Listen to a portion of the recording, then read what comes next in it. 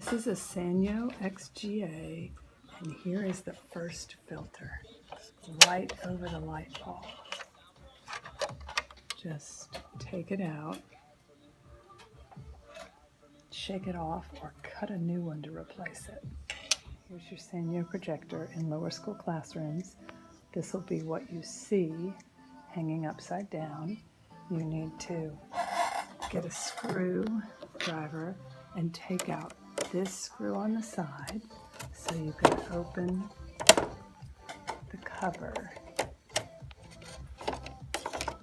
Lift it out, and then inside there are 3 screws, here, here, and there, that you need to take out.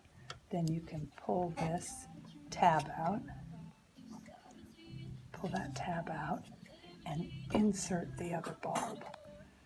We don't seem to have any more, so you might have to take one out of these spares in the help desk closet.